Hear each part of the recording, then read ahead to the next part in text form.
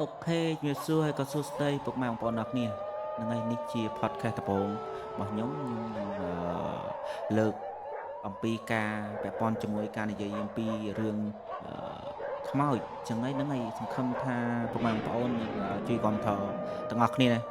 ដោយសារនេះជា podcast ដំបូងរបស់ខ្ញុំចឹងហើយប្រហែលជាអាចនឹងមានខ្លះពាក្យពេចន៍ខ្លះវាអាចនឹងនិយាយទៅអត់សូវបានល្អទេហ្នឹងហើយចឹងហើយហ្នឹងហើយពាក់ព័ន្ធជាមួយថ្ងៃនេះខ្ញុំនឹងលើករឿងមួយទាក់ទងជាមួយនឹងរឿងខ្មោចដែលយើងបង្ហាញក្នុងកំឡុងឆ្នាំ1900ជាងចឹងហើយហ្នឹងហើយអូខេពាក់ព័ន្ធជាមួយរឿងនេះខ្ញុំនឹងបង្ហាញពីរឿងមួយដែលទាក់ទងជាមួយនឹងចេកនាងតនីហ្នឹងហើយពាក់ព័ន្ធរឿងនេះនឹងវាកើតឡើងនៅក្នុងឆ្នាំ1900ជាងរឿងនេះអាចនឹងបងប្អូនរបស់យើងឬក៏ប្រិយមិត្តយើងទាំងអស់គ្នាអាចនឹងកាត់អត់តាន់ដែរព្រោះដោយសារពាក់ព័ន្ធរឿងនេះខ្ញុំ admin ខ្ញុំសម្រាប់ admin គឺកាត់អត់តាន់ទេព្រោះដោយសាររឿងនេះកើតឡើងក្នុងកំឡុងឆ្នាំ1900ជាងចឹងហើយគឺដូចជាមុនពាក់ព័ន្ធជាមួយរបបប៉ុលពតរ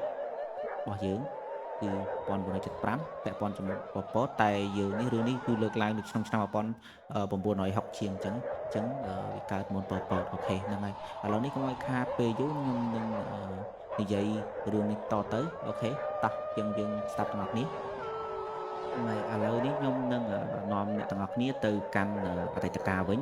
ក្នុងឆ្នាំ1961ហ្នឹងហើយសម្បូរគឺជាកំឡោះចាស់អាយុ30ឆ្នាំហ្នឹងហើយបានបញ្ចប់ការសិក្សាជាគ្រូបង្រៀនផ្នែកគ្រូបង្រៀននៅសាកលវិទ្យាល័យភ្នំពេញហ្នឹងហើយក្រោយពីបញ្ចប់ការសិក្សាក្រសួងបានចេញឈ្មោះឲ្យទៅបរៀននៅស្រុកមួយនៅខេត្តបាត់ដំបងហ្នឹងហើយតែតាមពិតនោះគេមានស្រុកកំណើតនៅខេត្តកំពង់ធំដោយឡែកនៅទៅធ្វើគ្រូបរៀននៅខេត្តកំពង់ធំហ្នឹងទាំងដែលសម្បូរអត់ស្គាល់នរណាសោះនៅទីនោះហ្នឹងអ្នកទាំងអស់គ្នាដឹងហើយធម្មតាពេលយើងប្រឡងពីអីគេឲ្យយើងជ្រើសរើសខេត្តឬក៏ស្រុកទៅតាមដែលខាងក្រសួងគាត់កំណត់ឲ្យយើងជ្រើសរើសហ្នឹងហើយដោយសារបែបហ្នឹងហើយទើបយើងទៅដាក់ពាក្យប្រឡងទៅគឺយើងពេលដែលយើងជាប់យើងត្រូវទៅនៅខេត្តផ្សេងហ្នឹងហើយព្រោះដោយសារធម្មតាកន្លែងតែខ្វះគ្រូបរៀនគ្រូអីគឺគេនឹងជ្រើសរើសឲ្យតាមខេត្តនានាអញ្ចឹងណាអូខេឥឡូវយើងបន្តមកទៀតសម្បូរគាត់បានជួបផ្ទះមួយនៅបាត់ដំបងហ្នឹងគឺផ្ទះរបស់ធានភូមិដែលផ្ទះហ្នឹងគឺគាត់បានធ្វើទុកសម្រាប់ឲ្យកូនរបស់គាត់ពេលរៀបការហើយគាត់នឹងចែកឲ្យហ្នឹងហើយអញ្ចឹងហើយសម្បូរគាត់ក៏បានជួលផ្ទះរបស់ធានភូមិហើយនឹងផ្ទះហ្នឹងគឺនៅក្បែរសាលារៀនរបស់គាត់ហើយអញ្ចឹងគាត់ក៏ជួលផ្ទះរបស់ធានភូមិស្បែកស្នាក់នៅសម្រាប់ការព្រៀនរបស់គាត់ហ្នឹងហើយវាងាយស្រួលព្រោះជួលនៅក្បែរសាលារៀនហ្នឹងយើងងាយស្រួលក្នុងការយើងធ្វើដំណើរទៅព្រោះវិគៀកអញ្ចឹងហ្នឹងហើយវាជាចៃដន្យល្អរបស់សម្រាប់សម្បូរដែរដោយសារផ្ទះហ្នឹងតម្រូវសម្រាប់កូនរបស់ពួកគាត់តែវាចៃដន្យអីកូនរបស់គាត់ហ្នឹងទៅបានទៅរៀបការជាមួយកូនកំមុំដែលនៅប្រទេសថៃឬក៏យើងហៅថាកំមុំសៀមអញ្ចឹងណាដូច្នេះហើយផ្ទះហ្នឹងគឺនៅត្នេតែអញ្ចឹងហើយចំជាពេលសម្បូរត្រូវការផ្ទះផងប្រធានភូមិក៏គាត់ជួលផ្ទះឲ្យទៅសម្បូរតម្លៃគឺថោកមែនតើហ្នឹងហើយបញ្ជាក់តិចពាក់ព័ន្ធជាមួយផ្ទះហ្នឹងគឺផ្ទះថ្មីហ្នឹងគឺនៅតែឯងយើងនិយាយងាយស្ដាប់គឺផ្ទះហ្នឹងគឺផ្ទះទោលដែលនៅចំកណ្ដាលឆ្ការជ័យហ្នឹងហើយមួយរយៈដំបូងដែលសម្បូរដែលគាត់ស្នាក់នៅហ្នឹងគឺវាអត់ដែលមានបញ្ហាហេតុការណ៍អ្វីប្លែកទេអាចនិយាយបានថាសម្បូររស់នៅយ៉ាងសប្បាយរីករាយនិងមានក្តីសុខបំផុតអញ្ចឹងសម្រាប់ការងារជាគ្រូបង្រៀនរបស់គាត់នៅខេត្តបាត់ដំបងក្នុងភូមិអញ្ចឹងណាហើយវារួមទាំងយើងបានទៅនៅខេត្តថ្មីអញ្ចឹងណាយើងបានទៅនិយាយទៅយើងបានទៅបរៀននៅខេត្តថ្មីដែលមិនមែនជាខេត្តរបស់យើងអញ្ចឹងហើយយើងក៏មានអារម្មណ៍ថាស្រស់ស្រាយហើយផ្ទះដែលយើងជួលហ្នឹងគឺវាស្ងប់ស្ងាត់ដែរអញ្ចឹងវាធ្វើអារម្មណ៍យើងវាផ្ដោតទៅលើការបរៀនហ្នឹងគឺវាល្អអញ្ចឹងណាហ្នឹងហើយសម្រាប់សម្បូរសម្រាប់មួយថ្ងៃដំបូងគឺសម្បូរអត់មានជួបបញ្ហាឬក៏ជួបហេតុការណ៍ចម្លែកទេហ្នឹងហើយបានមួយថ្ងៃអញ្ចឹងហើយបន្តមកគឺថ្ងៃមួយសម្បូរបានទឹកហ្នឹងឯងផ្សាយញ៉ាំលេខហើយសម្បូរមួយទឹកអីប្រហែលជាមកគុំហើយ7យប់ សម្បូរចេញមកអង្គុយយកខ្យល់អាកាសនៅមុខរានហាលផ្ទះហ្នឹងហើយដោយសារនៅមុខផ្ទះរបស់សម្បូរហ្នឹងគឺមានរានហាលនៅមុខចឹងហើយក្រោមអារម្មណ៍តែតោងស្ងប់ស្ងាត់ម្នាក់ឯងចឹងខ្សែភ្នែករបស់សម្បូរក៏ងាកទៅឃើញវត្ថុម្យ៉ាងដែលចៃដន្យយប់នោះមានខែភ្លឺស្រទន់អាចល្មមនឹងមើលឃើញវត្ថុជុំវិញខ្លួនបានច្បាស់សម្បូរមានអាការៈញាក់បន្តិចព្រោះក្រឡេកភ្នែកមិនបានប្រមាណផងពេលនោះស្រាប់តែឃើញស្ត្រីម្នាក់ដើរសម្ដៅមករកគេហ្នឹងហើយដើរស្ដៅមករកសម្បូរចឹងពេលនោះសម្បូរមានអារម្មណ៍ថាភ្ញាក់ផ្អើលដោយសារឃើញមនុស្សស្រីដើរមករកគេតែម្នាក់ឯងហើយដោយសារយប់ជ្រៅយប់ស្ងាត់តែហើយចឹងក៏ឃើញបែបហ្នឹងក៏រៀងមានការភ្ញាក់ផ្អើលដែរសំបីតែ admin ពេលឃើញអញ្ចឹងក៏ admin មានអារម្មណ៍ថាភ្ញាក់ផ្អើលដែរព្រោះអីធម្មតាយប់ជ្រៅយើងនៅតែឯងកំពុងតែអង្គុយមុខផ្ទះហើយស្ងាត់ស្រាប់តែមាននារីម្នាក់ឬក៏ស្ត្រីម្នាក់គាត់ដើរមករកយើងទាំងយប់អញ្ចឹងយើងមានអារម្មណ៍ថាភ្ញាក់ផ្អើលដែរអញ្ចឹងសម្បូរគាត់មានអារម្មណ៍ថាចម្លែកដែរដោយសារយប់ហើយមានស្ត្រីម្នាក់ដើរមកសម្ដៅមករកគេអញ្ចឹងហើយទីមួយគេអត់ដែលស្គាល់អ្នកណាទេដោយសារធម្មតាគាត់ជាប់មកបរៀននៅពីខេត្តគាត់មកគឺគាត់នៅកំពង់ធំអញ្ចឹងគាត់មកនៅជាប់ឈ្មោះមកនៅទីរំខេត្តបាត់ដំបងឬក៏មកខេត្តបាត់ដំបងអញ្ចឹងដើម្បីបរៀនសិស្សអញ្ចឹងហើយគាត់នៅតែឯងអញ្ចឹងគាត់មានស្គាល់អ្នកណាទេហើយចែកដំអីយប់ហ្នឹងគឺមាននារីម្នាក់ហ្នឹងគាត់ដើរមករកសម្បូរអញ្ចឹងសម្បូរពេលឃើញបែបហ្នឹងគឺគាត់មានអារម្មណ៍ថាចុងណាគេអីចឹងឬក៏គេអ្នកស្គាល់អ្នកអីចឹងហ្នឹងហើយនារីនោះក៏ដើរមកចិត្តដល់សម្បូរក៏រកកន្លែងអង្គុយអីសម្រាប់និយាយជាមួយសម្បូរហ្នឹងពលឺប្រចាំភ្លឺសម្រាប់តិចអាចមើលឃើញគ្នាបានចឹងណាសម្បូរគាត់អត់បានគិតអីច្រើនទេហ្នឹងហើយពេលហ្នឹងគាត់ក៏ក្រោកឈរស្វាគមន៍ស្ត្រីម្នាក់ហ្នឹងទៅដោយសារគាត់ដើរមកចិត្តដល់សម្បូរដែរអញ្ចឹងណាដល់សម្បូរគឺសម្បូរគាត់ស្វាគមន៍រាក់ទាក់បែបជាអ្នកនៅផ្ទះហ្នឹងគឺស្វាគមន៍ភ្ញៀវចូលមកអញ្ចឹងហ្នឹងហើយពេលហ្នឹងនាងក៏មកអង្គុយរកកន្លែងអង្គុយអីក្បែរសម្បូរហ្នឹងហើយសម្បូរក៏គាត់គិតថាប្រហែលជាញាតិរបស់បងប្អូនរបស់ប្រធានភូមិឬក៏អីចឹងណាដែលគាត់មានធុរៈហើយគាត់មករកសម្បូរអីចឹងហ្នឹងហើយនារីស្ទះស្អាតម្នាក់ហ្នឹងគាត់អត់មានបាននិយាយអីទៅកាន់សម្បូរទេហើយគាត់គ្រាន់តែបង្ហាញនៅទឹកមុខញញឹមហើយក៏ហៅកន្លែងអង្គុយហ្នឹងហើយសម្បូរបានអញ្ជើញស្ត្រីម្នាក់ហ្នឹងអង្គុយហើយហ្នឹងហើយសារណាមួយស្រីម្នាក់ហ្នឹងគាត់មានរូបរាងស្អាតហើយព្រោះដោយសារពលឺប្រច័ណ្ឌក៏ភ្លឺមកគឺយើងមើលឃើញច្បាស់មុខមាត់អីរៀងរើអីគឺយើងមើលទៅឃើញស្អាតអញ្ចឹងសម្បូរគាត់បានបង្ហាញមកអញ្ចឹងហ្នឹងហើយគាត់ក៏បានអង្គុយចុះហើយនឹងទៅសម្លឹងទៅស្ត្រីម្នាក់នោះបតាអញ្ចឹងសម្លឹងបតាសម្បូរក៏បានសួរទៅកាន់នារីម្នាក់នោះតើបតាហ្នឹងហើយសួរតើនាងមកពីណាដែរអញ្ចឹងមានកាយដែរដោយសារមកទាំងយប់អញ្ចឹងស្ត្រីម្នាក់នោះក៏បានឆ្លើយទៅកាន់សម្បូរដែរហ្នឹងហើយនាងបានឆ្លើយថាខ្ញុំជាញាតិរបស់ប្រធានភូមិចានាងឆ្លើយទាំងបញ្ចេញស្នាមញញឹមហ្នឹងហើយគួរស្រឡាញ់នាងក៏បញ្ជាក់ទៀតដែរលោកគ្រូមានអីប្លែកមែនសម្បូរក៏គាត់បាននិយាយវិញអត់ទេសំទោសអ្នកនាងតើអ្នកនាងឈ្មោះអីដែរអញ្ចឹងសម្បូរបានសួរឈ្មោះស្ត្រីអ្នកនោះស្ត្រីអ្នកនោះក៏គាត់បានឆ្លើយតបទៅកាន់សម្បូរវិញដែរនាងខ្ញុំឈ្មោះអានីចាហ្នឹងហើយឈ្មោះនីហ្នឹងហើយសម្បូរគាត់ថាឈ្មោះនីចាហ្នឹងហើយស្ត្រីម្នាក់នោះគាត់បានឆ្លើយមកកាន់សម្បូរវិញដែរហ្នឹងហើយចាខ្ញុំជាញាតិឆ្ងាយរបស់ប្រធានភូមិហ្នឹងហើយប្រធានភូមិគឺទីចំប្រធានភូមិគឺមានផ្ទះជួលឲ្យសម្បូរដែលសម្បូរគាត់ជួលផ្ទះមិនស្នាក់នៅហ្នឹងណាចឹងហើយក៏គាត់បានឆ្លើយថាអូខេគាត់ជាញាតិឆ្ងាយរបស់ប្រធានភូមិកុំឲ្យសម្បូរហ្នឹងគាត់ប្លែកចិត្តថាពីណាគេអញ្ចឹងណាព្រោះដោយសារមកយប់តែអញ្ចឹងស្ត្រីម្នាក់នោះក៏បង្ហាញប្រាប់ទៅសម្បូរដែរបាទឆ្លើយតបទៅកាន់សម្បូរថាខ្ញុំសូមស្នាក់នៅទីនេះជាមួយលោកគ្រូបានមួយយប់បានអត់ចឹងពាក្យសំណពររបស់នាងនោះធ្វើឲ្យសម្បូរបញ្ញាប់បដិសេធភ្លាមហ្នឹងហើយព្រោះជាធម្មតាគាត់នៅតែឯងហើយគាត់ជាប្រុសហើយដល់ពេលហើយមាននារីម្នាក់ ស្ត្រីម្នាក់ហ្នឹងគាត់សុំមកនៅជាមួយក៏គាត់បដិសេធភ្លាមៗដែរព្រោះដោយសារវាមើលទៅវាអត់សមដែរប្រុសស្រីនៅជាមួយគ្នាអញ្ចឹងណាហើយយប់ដែរហើយគាត់ក៏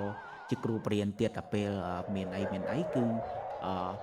អាចនឹងមានបញ្ហាអញ្ចឹងឬមាត់ឬក៏ញិតមើលមកវាអត់សមដែរអញ្ចឹងសម្រាប់ទាំងគាត់ហើយនិងសម្រាប់ស្ត្រីម្នាក់នោះដែរអញ្ចឹងគ្រាន់តែឮការបដិសេធរបស់សម្បូរភ្លាមនេះគាត់ចាប់ផ្ដើមនិយាយទៅកាន់សម្បូរថាលោកគ្រូស្អប់ខ្ពើមនាងខ្ញុំមិនមែនចឹងណាហើយសម្បូរក៏គាត់បានឆ្លើយតបភ្លាមដែរអត់ទេមិនមែនចឹងទេហ្នឹងហើយព្រោះអីចេះដោយសារយើងជាទីមួយយើងអត់ស្គាល់គ្នាទេហើយទីពីរគឺខ្ញុំជាមនុស្សប្រុសហើយ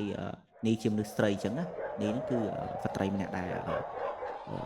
មកសុំសម្បូរនៅជាមួយហ្នឹងណាហ្នឹងហើយអញ្ចឹងវាអាចនឹងយើងធ្វើឲ្យខ្ញុំនាងខូចឈ្មោះហើយនេះខូចឈ្មោះហើយនឹងខ្ញុំក៏អាចខូចឈ្មោះដែរព្រោះដោយសារយើងប្រុសស្រីមិនអាចនៅផ្ទះជាមួយគ្នាទេហ្នឹងហើយនេះគ្រាន់តែលើសម្បូរជាបែបនេះខ្ញុំញ៉ាំម្ដងទៀតនឹងហើយយើងក៏បាននិយាយអំពីការ2ឆ្នាំមុនដែលប្រធានភូមិធ្លាប់បញ្ជូននាងទៅប្រកួតកីឡាកសិកម្មហើយនាងបានជាប់តំណាងឈ្នះដាច់គេទៀតអញ្ចឹងណាហើយសម្បូរគាត់លន់មកដែរគាត់ភ្ញាក់ផ្អើលក៏បាននិយាយថាមែនអីអញ្ចឹងណាហើយនេះគាត់បានឆ្លើយទៅសម្បូរវិញដែរអនុញ្ញាតឲ្យខ្ញុំដេកនៅទីនេះមួយយប់ផងទៅណាពេលហ្នឹងចប់សំដីនីភ្លាមសម្បូរមានការភ្ញាក់ផ្អើលបន្តិចដែរព្រោះដោយសារពេលហ្នឹងក៏ចាប់ផ្ដើមលឺស្នូឆ្កែលូព្រោះដោយសារសម្បូរមានចិត្តគាត់ចាប់ផ្ដើមមានអារម្មណ៍ថាវាខុសប្លែកពីធម្មតាដែរដោយសារពេលឮការបដិសេធរបស់សម្បូរភ្លាមសម្លេងឆ្កែលូវាចាប់ផ្ដើមលូភ្លាមអញ្ចឹងណាហើយក៏សម្បូរក៏គាត់បាននិយាយទៅកាន់នេះដែរថានាងត្រឡប់ទៅផ្ទះវិញទៅល្អជាងជឿខ្ញុំទៅព្រោះដោយសារវាទីមួយយប់ជ្រៅហើយខ្លួននាងជាមនុស្សស្រីទៀតអញ្ចឹងណាអញ្ចឹងហើយសម្បូរគាត់មិនអាចឲ្យស្នាក់នៅជាមួយបានទេព្រោះនេះជាមនុស្សស្រីហើយគាត់គឺជាមនុស្សថោកអញ្ចឹងណាក្រោយពីបានលើការបដិសេធរបស់សម្បូរចុងក្រោយពាក្យចុងក្រោយអញ្ចឹងក៏នេះក៏គាត់បានហ្នឹងហើយបញ្ញាប់រៀបចំត្រឡប់ទៅវិញទៅអញ្ចឹងណាមុនទៅនេះក៏បាននិយាយទៅកាន់សម្បូរដែរថានេះខ្ញុំសូមសរសើរលោកគ្រូដោយស្មោះថាលោកគ្រូជាបរិសុទ្ធម្នាក់ដែលមានចិត្តរឹងមាំបំផុតហើយនឹងហើយចុះបើមិនពេញចិត្តឲ្យនាងខ្ញុំដេកជាមួយនាងខ្ញុំនឹងលាលោកគ្រូទៅសិនហើយនឹងហើយប៉ុន្តែនិយាយចប់ភាពនេះក៏ចាប់ផ្ដើមដើរចេញទៅបាត់នៅក្នុងព្រៃចេកដែរវាព្រៃចេកនៅក្បែរផ្ទះដែរមានព្រៃច្រើនហ្នឹងចូលទៅបាត់ឈឹងតែម្ដងអញ្ចឹងហើយយប់ទាំងយប់ប្រលប់ហ្នឹងមានថាទៅគ្រាន់តែឮសម្បូរគាត់បដិសេធភ្លាមនេះគាត់ចុះចេញពីផ្ទះសម្បូរហ្នឹងគឺគាត់ដើរចូលទៅកន្លែងគុំចេកហ្នឹងគឺចូលទៅបាត់ឈឹងដោយសារគុំចេកវាមានស្លុបវាមានស្លឹកធំច្រើនអញ្ចឹងវាស្លុបដល់ពេលស្លុបវាល្ងិតហើយទៅជាមួយពេលយប់ហើយខែភ្លឺវាទៀតចឹងហើយពេលយប់គឺវាល្ងិតហ្នឹងហើយអូខេហើយសម្បូរក៏គាត់ក៏មិនបានទៅតាមមើលរហូតដែរចឹងគ្រាន់តែនិយាយបដិសេធបែបនឹងភ្លាមនេះក៏គាត់បានត្រឡប់ទៅក៏សម្បូរក៏គាត់ហ្នឹងហើយរៀបចំចូលសម្រាប់ចូលអីចឹងទៅតាមបរិសាយយប់ដែរចឹងណាហ្នឹងហើយអូខេនឹងអ្វីដែលយើង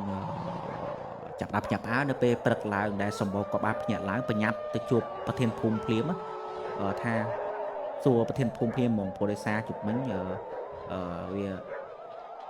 ជួយចម្លែកដែរអញ្ចឹងហ្នឹងហើយសម្បូរគាត់បានឃើញប្រធានភូមិភ្លាមសម្បូរបានសួរទៅប្រធានភូមិថាលោកពូនិងលោកពូគឺលោកប្រធានភូមិហ្នឹងណាហ្នឹងហើយលោកពូមានក្មួយឈ្មោះនេះដែរដោយសារនាងថានាងជាញាតិឆ្ងាយរបស់លោកពូអញ្ចឹងណាហ្នឹងហើយសួរពូប្រធានភូមិភ្លាមលោកពូគាត់ធ្វើឆ្ងល់ហើយគាត់ថាអត់ទេខ្ញុំគ្មានទេហេតុអីលោកគ្រូសួរខ្ញុំអញ្ចឹងហ្នឹងហើយសម្បូរគាត់ទៅលើលោកគ្រូលោកប្រធានភូមិគាត់និយាយបែបហ្នឹងភ្លាមសម្បូរនិយាយថាហេតុនិយាយហេតុការដែលកើតឡើងកាលពីយប់មិញប្រាប់លោកពូប្រធានភូមិទាំងអស់ប្រាប់ថាឲ្យមានឈ្មោះនេះដែល គាត់បានប្រាប់ថាជាក្មួយឆ្ងាយរបស់ប្រធានភូមិអញ្ចឹងណាហើយនាងបាន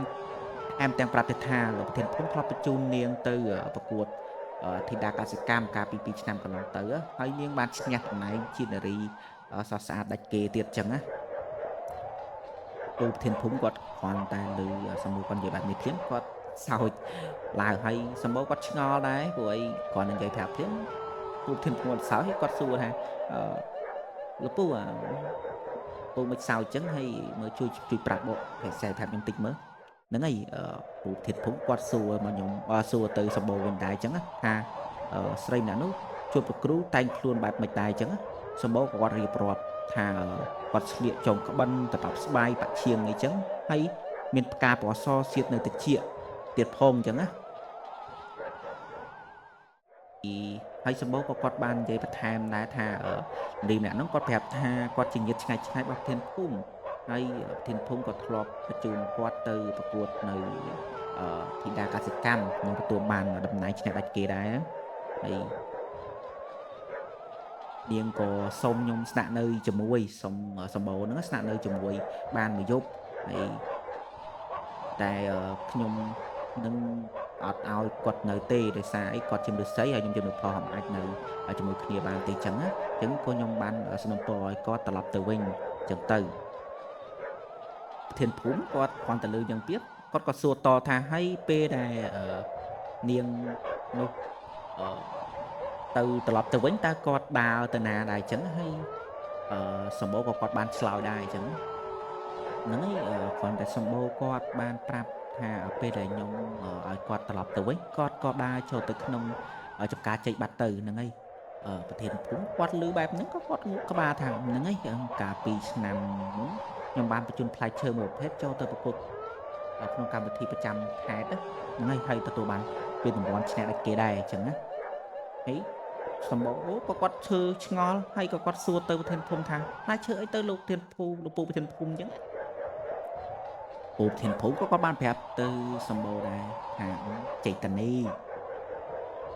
សម្បូរគាត់ទៅលើបែបហ្នឹងហើយសម្បូរព្រឺក្បាលព្រឺខ្លួនហ្មងហើយ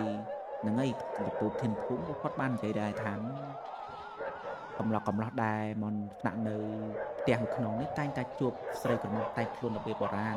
ដោយទៅលោកគ្រូមកអញ្ចឹងដែរហ្នឹងណាហើយគេហៅនាងនោះថាខ្មោចនាងចេតនីករណាគ្រូមកលោកគ្រូចាត់ទុកជាបរិសដែលមានសំណាងគ្រប់គ្រាន់ហើយដែលមិនព្រមឲ្យនាងដេកជាមួយបើមិនដូច្នោះទេលោកគ្រូប្រកាសណាស់បានមកជ័យប្រាប់ខ្ញុំបែបហ្នឹងទេហ្នឹងហើយសម្បូរគ្រាន់តែបានស្ដាប់រឿងនេះហើយសម្បូរដូរទឹកមុខហើយធ្វើមុខស្លេកស្លាំងអីចឹងណាព្រោះសារភ័យព្រោះតែពេលដែលយប់មិញតែគាត់បាននិយាយជាមួយនេះគឺជាខ្មោចចឹងណាហ្នឹងហើយអូខេសម្រាប់ហ្នឹងឯងសម្រាប់រឿងរបស់យើងគឺខ្មោចជីកតនីនេះគឺខ្ញុំសូមបញ្ចប់ត្រង់នេះពាក់ព័ន្ធជាមួយរឿងនេះហ្នឹងហើយពាក់ព័ន្ធជាមួយការនិយាយទៅសម្រាប់ podcast នេះគឺបើមានចន្លោះខ្វះខាតអីត្រង់ណាសូមមេត្តាខន្តីអភ័យទោសដល់ខ្ញុំបាទផងនឹងឯព្រោះដោយសារនេះជា podcast ដំបូងសម្រាប់របស់ខ្ញុំគឺខ្ញុំលើករឿងខ្មោចយកមកនិយាយឲ្យពុកម៉ែបងប្អូនបានស្ដាប់ចឹងព្រោះឯដោយសារនេះជា podcast ដំបូងរបស់ខ្ញុំដែលខ្ញុំអត់ដែលបានធ្វើជា podcast សម្រាប់និយាយរឿងបែបនេះហ្នឹងហើយដោយសារនេះមានកន្លែងខ្លះខ្ញុំបញ្ចូលបន្ថែមដោយសារអត្ថបទដែលបានលើកយកមកបង្ហាញនេះគឺមានកន្លែងខ្លះយើងវារៀងស្ដាប់ទៅវាអត់ទំនងអញ្ចឹងខ្ញុំក៏បានបញ្ចូលពាក្យខ្លះមួយចំនួនហ្នឹងហើយពាក់ព័ន្ធជាមួយការបន្ថែមពាក្យឬក៏បញ្ចូលពាក្យហ្នឹងគឺបើមានកន្លែងណាខ្វះខាតអីហ្នឹងឲ្យសូមខន្តីអភ័យទោសព្រោះដោយសារនេះក៏សម្រាប់ថ្មីសម្រាប់របស់ខ្ញុំដែរអញ្ចឹងហើយបើមានអីបន្ថែមឬក៏ comment អីអាចកែលម្អហ្នឹងហើយ comment កែលម្អសម្រាប់ខ្ញុំនឹងកែប្រែវាបន្ថែមហ្នឹងហើយដើម្បីធ្វើឲ្យវីដេអូហ្នឹងផ្សេងបន្តទៀតគឺវាកាន់តែល្អសម្រាប់ពុកម៉ែបងប្អូនស្ដាប់អញ្ចឹងហ្នឹងហើយឥឡូវសម្រាប់ podcast មួយនេះខ្ញុំនឹងបញ្ចប់ធំនឹងដែរអញ្ចឹងហើយបាទនឹងសូមអរគុណ